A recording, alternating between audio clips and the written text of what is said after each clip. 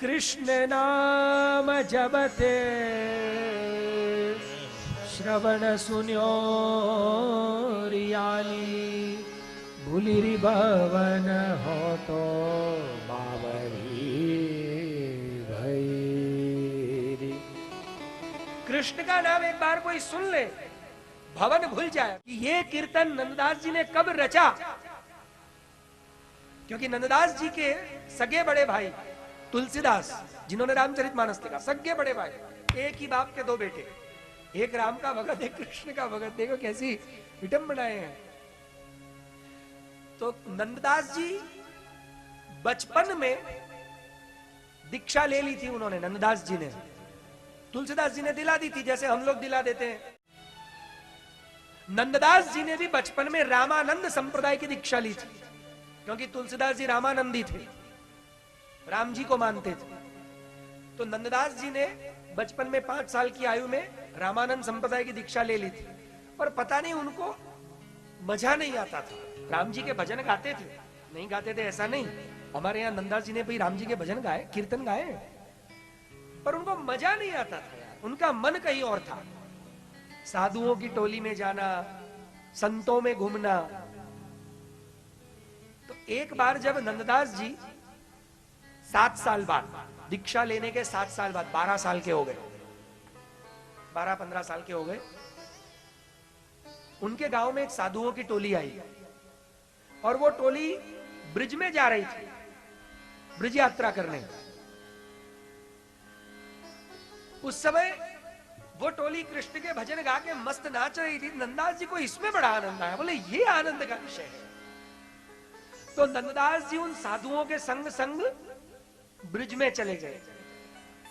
तुलसीदास जी कहीं रामचरितमानस दोहा गाने या चित्रकूट के घाट पे चंदन घिसने गए होंगे, तो भाई घर में है कि नहीं मालूम नहीं पड़ा। शाम को आए तो भाई गायब, नंददास जी घर में मिले ही नहीं। और जब नंददास जी नहीं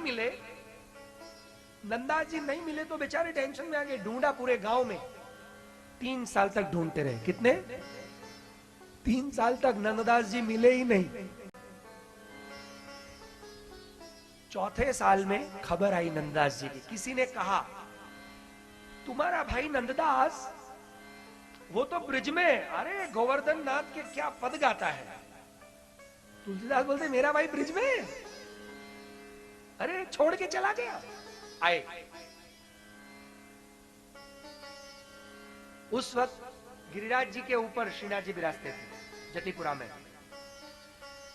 तुलसीदास जी ऊपर गए तो देखा बढ़िया कीर्तन गा रहे हैं नंददास जी।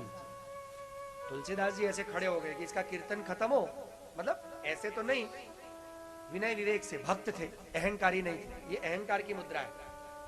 भगवान के सामने, मंदिर में, कथा में, बड़ों के सामने ऐसे खड़े रहना ये अहंकार का प्रदर्शन है, इसलिए ऐसे नहीं खड़े हुए, ऐसे नॉर्मली खड़े हुए खड़े रहे, इसका कीर्तन खत्म हो फिर मैं मिलूं। कीर्तन गाते गाते नंददास जी की नजर पड़ी, कीर्तन पूर्ण हुआ। नंददास जी ने बोला खड़े क्या हो, दंडोत लगाओ, देखो श्रीनाथ खड़े हैं, गोवर्धन नाथ, जगन्नाथ। तो तुलसीदास जी कहते हैं अरे तू कब से इनके प्रेम में पड़ गया, तू तो रामानंदी है, तुझे मालूम है अपने गुरु तुझे याद कर रहे हैं, तूने 5 साल की उम्र में दीक्षा ली थी। बोले वो दीक्षा तुमने जबरदस्ती दिलाई थी, मेरा मन राम में नहीं था, मैंने बचपन में बहुत राम का किया, मेरा मन तो कृष्ण में था, और यहां आने के बाद मुझे महाप्रभु वल्लभ मिल गए, अब मुझे कहीं नहीं जाना। और मैंने फिर से, बोले फिर से दीक्षा ली, बोले हाँ फिर से दीक्षा ले ली। क्यों? वो जबरदस्ती वाली दीक्षा थी, ये प्रेम की दीक्षा है। इसलिए मैं आज भी आपसे कहता हूं बच्चों को जबरदस्ती दीक्षाएं मत दिलाएं, जब तक उनकी योग्यता या उनका अधिकार संपादन ना हो।